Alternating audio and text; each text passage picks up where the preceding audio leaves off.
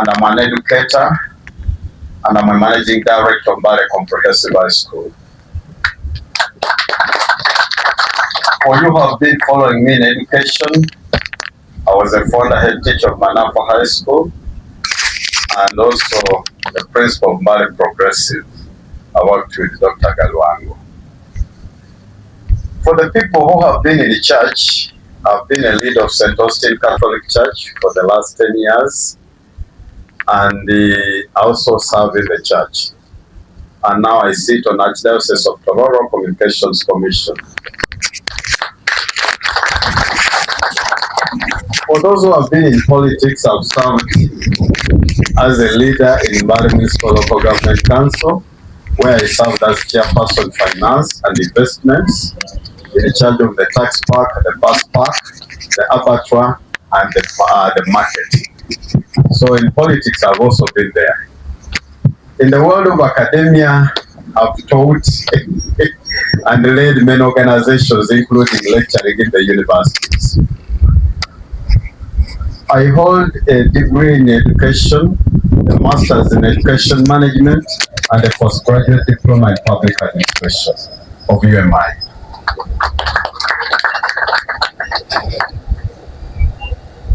And for you who have been in UMI, it's one of the organizations I love most. But I was also a best participant that year. So I did something very little there. In the world of serving NGOs, I was a member and a vice chairperson of TASO Mbale. I became a chairperson of TASO Mbale, and I worked with many people, including Michael Ochiwo. At that time, he was based in Apache. But I rose from TASO Mbale and I became the Honorary Secretary of the Board of Trustees of AIC-Uganda, a position I served for 6 years, based in Mulago. So I also am also a director and a board member of Malaria Partners Uganda. Maybe we work with people of Seattle to eliminate and fight malaria. I'm still a board member. So I think for now you have known me well. I'm married to a beautiful lady called Juliana, and together we have 3 children. Blaze, Brian, and Batila. Blaze is an economist and a banker. Brian is a lawyer and an advocate with Shinubim Sokan Company Advocates. Batila is an engineer, mechanical engineer with Makerere University. So my family is as short and small as that. But I have a bigger family in AIC, in TASO, and other organizations. Is that so? I hurry after now introducing myself, and you know me. By the way, Reverend Nakoi will tell you that I'm the chairperson of the Abaluya Horesilala, the Wasami, and the Bakwe in Mbale and the region. So please, I'm sorry, I don't want to cheat you. So, number 1, 2, I would like to appreciate the ED. I would like to appreciate the regional manager. I will appreciate the outgoing board and its members, and I will appreciate the partners and the collaborators for the wonderful job well done. My daughter Irene for being a wonderful MC. Thank you so much. When I call Irene, some people are looking at her. I taught Irene many years ago. I think that was very progressive in the 90s. So that was a long time. Don't you think so? So Irene is my daughter, and rightly so. Just like Ochuo was my son. I don't remember the school. I think Manafa High School. I don't remember. So I have taught many schools. So I appreciate all of you. I would like also to appreciate all of you, especially led by Lillian and the leaders of AIC, for thinking I can do something and inviting me to be part of the membership of AIC. Thank you so much for believing in me. I would like to accept the mantle and the responsibility you have put upon me. And I promise to deliver and do my best to serve AIC and all its people, because rarely do I accept responsibilities. But when I say yes, I want to do my best to the best of my best. So I will reply, I have accepted, and Linus, hope that's your name. Yes. I want to pledge that I will try to make a little contribution, and I'm sure I will add value to the board and the RAC and the board of HC Information Center. My tasks and focus are known because most of you have been on the board. But I want just to say it for the be very conversant. A board does 3, 4, 5 jobs. One is governance. So I think I will join the governance to make a little contribution. So governance. Number 2 is oversight. We are supposed to exercise oversight with the HR, oversight with the assets, and oversight with the resources. Number 3, we are supposed to do budgeting. It is the board to budget. And we are supposed to do planning and decision making on behalf of all of you sometimes. And then we inform you in the interest of AIC and the circumstances. I can assure you the job of the board is not new to me. A few years ago, I've been in the chairman academic committee of the board of Jinja College. And when the results came out, I smiled and I said that was my little work. And I want to salute my OB. Again, I didn't know that you people, you would bring my OB, David. David is my OB from Jinja College.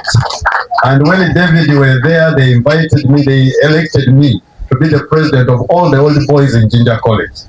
And I were opposition, I've just served it very well and handed over. So I'm going to do my best to ensure that we revitalize. That's what he said. We revitalize this organization and to put it where we want it to be. That is my commitment for now.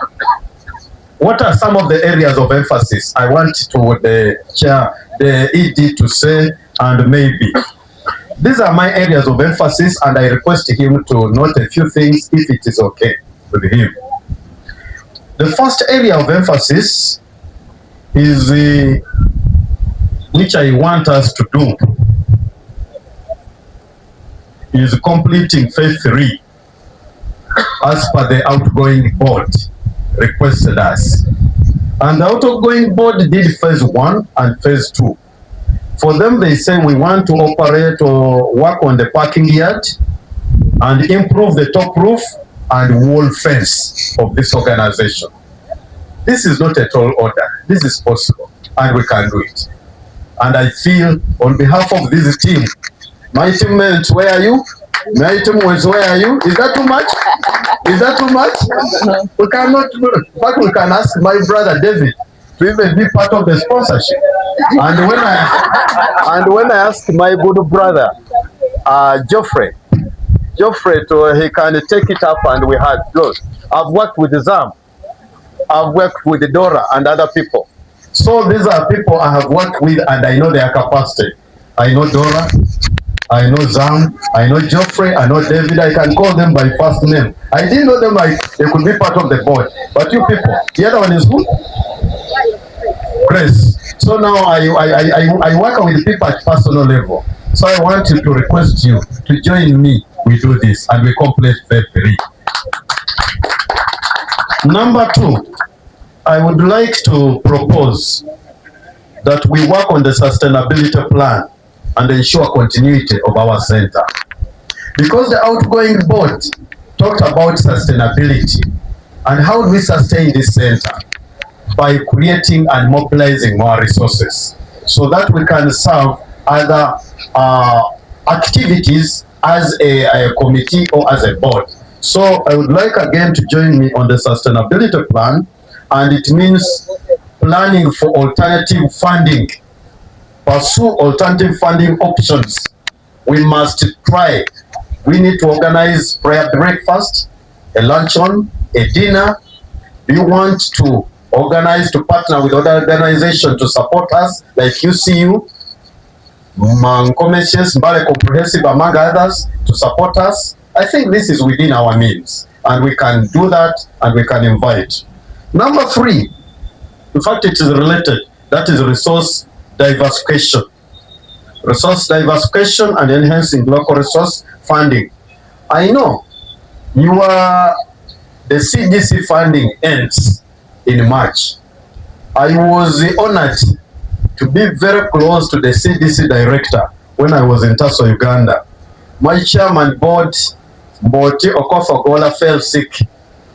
When he fell sick, in the wisdom of the board, they requested me to be the acting chair. I don't know the reason. So I represented him in Gulu, in Mbarara, in all those places, Kitgum, to ensure that we oversee some of the things. Now, one thing I realized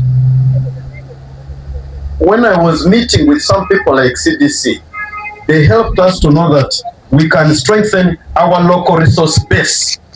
And that one doesn't need us to go far.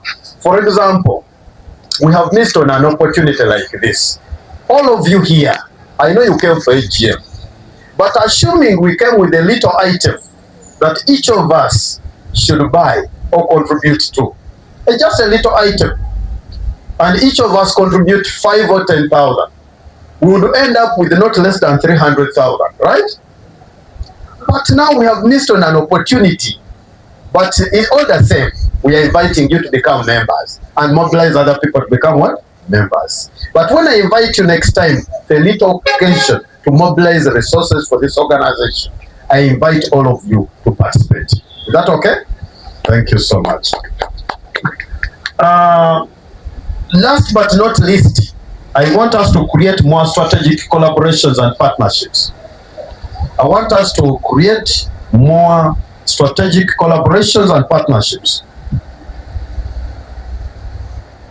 I want to look at the business community.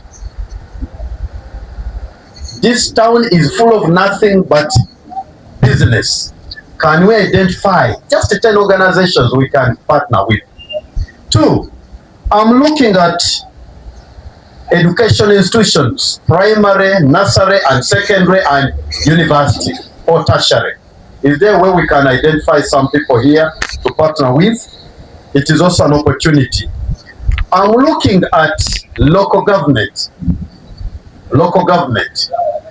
I'm looking at civil society. And I'm looking at other alternative organizations like Mbale Regional Referral Hospital. I can see sister there and whatever. We can see how we can move together. So we need to engage. Lastly, last but not least, is taking technical people to write project proposals and we market them. And I was telling you about Rotary International. How we can write a project, because I told you that areas of focus of Rotary is maternal health and child health, disease prevention and treatment. Now, this is where these people are hanging from. Research and development. Is there a possibility of us writing a project? By the way, people here who are on this board can write a project. But if we can write it, then we take it to a technical person to add. Can't we market it and partner with other Rotary clubs to fund some programs which are peculiar and unique? I want to think it is possible. Is that okay? And since it is possible, where there is a will, there is a what? A way. And I want us to just begin. The problem we have with many leaders, there are many issues they talk about, but they do very little. My view is that we should talk less and do more. Is that okay? And if we did that, we are going to end up where we were. With Lillian, my view is that we enroll more clients in AIC. For example, in the recent report, which I read on the net, is that the HIV has over-increased among the youth. Now, if HIV has increased among the youth, The majority of the youth are in schools, in universities, in tertiary institutions. Is there a possibility for us to partner with them and they come on board? So I would like us to see more people enrolling as members. We can make it, by the way, my executive director, I looked at the costs of membership. They are good, but I found some of them defeat is to younger people. I don't know, I looked at 30,000. I don't know whether I did see the lowest. But The lowest is 10. 10. No, 10 is good, but 10 is still high. Because I've dealt with the children and students. If we put it at 1,000, we put it at less than 5,000, I'm sure it will attract the younger people. For example, if we brought 5,000 people contributing 1,000, it is little money, but it makes a difference. And I know to a student, he will say, "Can take care of Rukumi Rwangi." Are you getting that? And we can go enrolling because Rukumi or Nkumi Biri is acceptable. That's what Uganda National Students Association is doing.